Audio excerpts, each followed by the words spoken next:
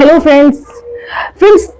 Couple जिनकी as 35 साल के ऊपर की है या 30 साल के ऊपर की है, तो जाहिर सी बात है जब शादी होती है तो आपके मन में बहुत सारे सवाल चल रहे होते हैं कि आपको सेक्स कब करना चाहिए, डूशी करना चाहिए या नहीं करना चाहिए, लुब्रिकेशन की हेल्प लेना चाहिए या नहीं लेना चाहिए। तो आज मैं डॉक्टर शहला नाज, मेरा जो यूट्यूब चैनल है डॉक्टर शहला रोग व उपचार, जरूर से आप इसको सब्सक्राइब करें, मेरी वीडियो को लाइक करें। तो इस वीडियो में मैं आपके बहुत सारे सवाल का जवाब दूंगी, जिसमें कि मैं आपको 6 इंपॉर्टेंट फर्टिलिटी बूस्ट टिप्स बताऊंगी। क्योंकि आपकी एज ज्यादा हो गई है, आपने ऑलरेडी अपनी करियर को पहले महत्व दिया, पहले इंपॉर्टेंस दिया, और आपकी एज ज्यादा हो गई है। शादी के बाद आपकी जो एज है वो 30 के ऊपर है, 33 के आसपास है। तो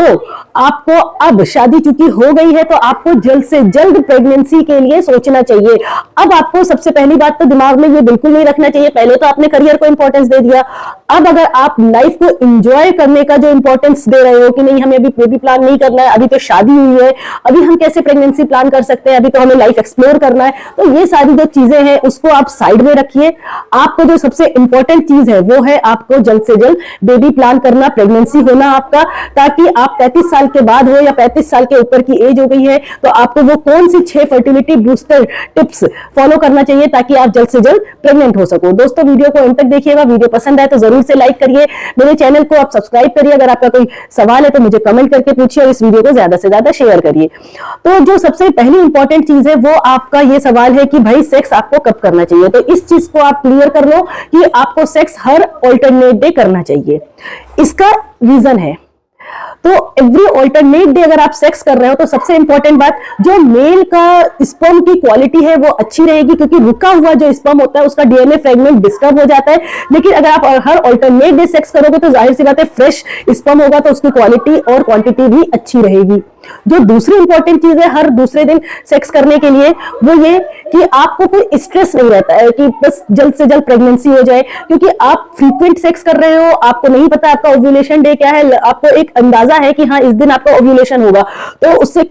क्या होगा कि जब भी आपका ओव्यूलेशन होगा स्पर्म ऑलरेडी वहां पे है, स्पर्म की जो लाइफ होती है वो 5 डेज की होती है और जो ओवा की लाइफ होती है वो 24 से 48 घंटे की होती है। तो वहां पे अगर स्पर्म ऑलरेडी रहेगा, आप जब भी सेक्स करोगे तो स्पर्म को ओवा मिलेगा और वो आप जल्द से जल्द प्रेग्नेंट हो जाओगे। और जो तीसरी इंपॉर्टेंट चीज है every alternate day sexual activity करने के लिए मैं एडवाइस दे रही हूँ, वो ये कि आपका ओव्यूलेशन। दोस्तों जब आपको ओव्यूलेशन मालूम होता है तो आप बहुत स्ट्रेस में रहते हो, आपका एक एक दिन पहाड़ की तरह कटता है। तो एवरी ऑल्टरनेट डे आप कर रहे हो, आप ओव्यूलेशन को बिल्कुल भूल जाइए। और एक चीज जो इसमें इंपॉर्टेंट है वो ये कि मेल्स में जो इरेक्टाइल डिसफंक्शन की एक डिप्रेशन पैदा हो जाता है कि शायद उनका जल्दी इजैकुलेशन हो जा रहा है या टाइमिंग कम है, तो वो भी आपका डाउट खत्म हो जाएगा, क्योंकि आप जल्द से जल्द प्रेग्नेंट हो जाओगे। एवरी ऑल्टरनेट डे सेक्स करना बहुत इंपॉर्टेंट। सेकंड आपको इंपॉर्टेंट टिप्स बताना चाह रही हूँ ये कि आप कभी भी रश में मत रहिए। जब भी आप सेक्सुअल एक्टिविटी करिए तो बहुत अच्छे से पहले फोर प्ले करिए, क्योंकि अगर आप रश में रहते हो तो जो फीमेल है सर्वाइकल म्यूकस अच्छे से नहीं आता। आप जब फोर प्ले करते हो, मींस कहने का मतलब है पहले आप फीमेल को थोड़ा किस करिए, थोड़ा सा उसको स्टिमुलस दीजिए, ताकि फीमेल का जो सर्वाइकल म्यूकस है वो जो होता है, सर्वाइकल म्यूकस यानी कि जो डिस्चार्ज आ रहा है वजाइना से पतला पतला, वो बेस्ट लुब्रिकेशन होता है। उससे अच्छा लुब्रिकेशन कोई नहीं है, क्योंकि उसके जरिए क्या होगा कि आप जब भी एक्टिविटी करोगे तो स्पर्म वहां पे मौजूद रहेगा और वो बहुत आसानी से फेलोपियन ट्यूब तक चला जाएगा। तो जो सेकेंड इंपॉर्टेंट टिप है वो ये कि फोर प्ले करना जरूरी है, बहुत जरूरी है, ताकि फीमेल को स्टिमुलस मिल सके और फिर उसके बाद सर्वाइकल म्यूकस आ सके। डायरेक्टली आप एकदम से एक्टिविटी मत करिए, एक्ट मत करिए, क्योंकि उससे पेशेंट जो फीमेल है उसको पेन भी होता है, वहां पे लुब्रिकेशन नहीं होता है, और साथ में एक जो इमोशन है वो नहीं आ पाता है, और दूसरी बात ये कि पेन होता है, और तीसरी बात ये कि जो एक्टिविटी में एक हैप्पीनेस आनी चाहिए वो नहीं आ पाती है। अब जो तीसरी इंपॉर्टेंट चीज है वो ये कि क्या आप लुब्रिकेशन यूज कर सकते हो, तो इसका जवाब है नहीं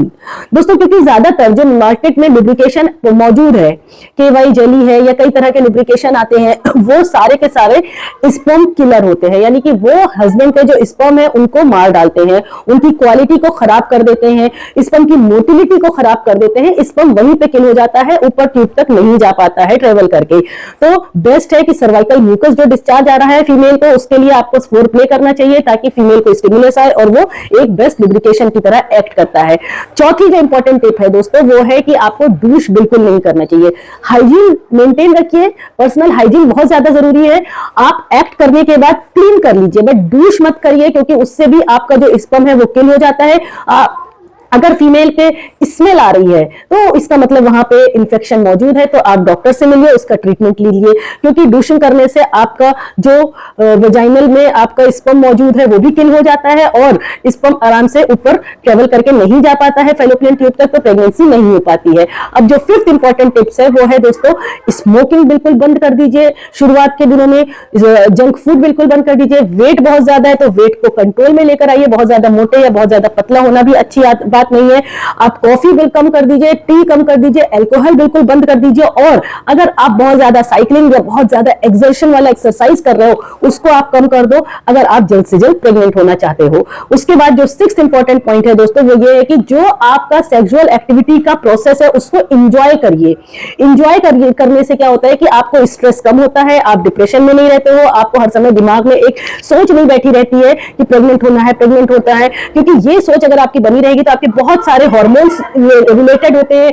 जैसे कि आपका ऑक्सीटोसिन हार्मोन है, बहुत सारे हार्मोन्स होते हैं जो कि हैप्पी हार्मोन्स को रिलीज नहीं होने देते हैं, और जब हैप्पी हार्मोन्स रिलीज नहीं होता है दोस्तों तो ऑब्वियस सी बात है आप स्ट्रेस में रहोगे तो प्रेगनेंसी जल्दी नहीं हो पाएगी। अब यहाँ पे मैं आप सबको एक बहुत जरूरी टिप बताना चाह रही हूँ जो कि 1 करोड़ की बात है, उसको आप जरूर नोट कर लीजिए। वो ये कि दोस्तों अगर फीमेल की एज 30 साल के ऊपर है और पिछले 1 साल से आप नेचुरली ट्राई कर रहे हो और प्रेगनेंसी नहीं हो पा रही है तो फौरन आप अपने किसी पास के अच्छे गायनेकोलॉजिस्ट डॉक्टर से मिलिए। और अगर आपकी एज 35 साल के ऊपर है और आप नेचुरली ट्राई कर रहे हो और आपको सक्सेस नहीं मिल पा रही है तो आपको 6 महीने के अंदर आपको डॉक्टर से कंसल्ट करना चाहिए, क्योंकि कई बार क्या होता है थोड़ा बहुत इन्फेक्शन होता है, डॉक्टर उसकी दवाई देती है और आप ठीक हो जाते हो और अदर ही डे में आपको कुछ ही महीनों में प्रेगनेंसी हो जाती है। लेकिन अगर आप ज्यादा दिन वेट करोगे तो आप अपने एज को भी इंक्रीज कर रहे हो, आप अपनी फर्टिलिटी रेट को डिक्रीज कर रहे हो, साथ ही साथ आपकी एक्वालिटी एग की जो क्वांटिटी है वो भी खत्म होती जा रही है। तो इसमें आपको ज्यादा वेट नहीं करना है, आप डॉक्टर से कंसल्ट करिए फौरन और उसके बाद प्रेगनेंसी के लिए आप ट्राई करिए। दोस्तों एज बहुत इंपॉर्टेंट फैक्टर होता है, एज के हिसाब से आपने शुरू में करियर को चूज किया, अब आप बेबी प्लान करने में बिल्कुल डिले मत करिए अगर आपकी शादी 30 के ऊपर हुई है तो। दोस्तों उम्मीद करते हैं इस वीडियो के माध्यम से आपको समझ में आया होगा कौन से 6 फर्टिलिटी टिप्स हैं और उनको कैसे आपको यूज करना है ताकि आप अपने आप को बूस्ट कर सको और जल्द से जल्द आपको प्रेगनेंसी हो सके। दोस्तों मेरे चैनल को जरूर सब्सक्राइब करिए और मेरी वीडियो को लाइक करिए। Thank you.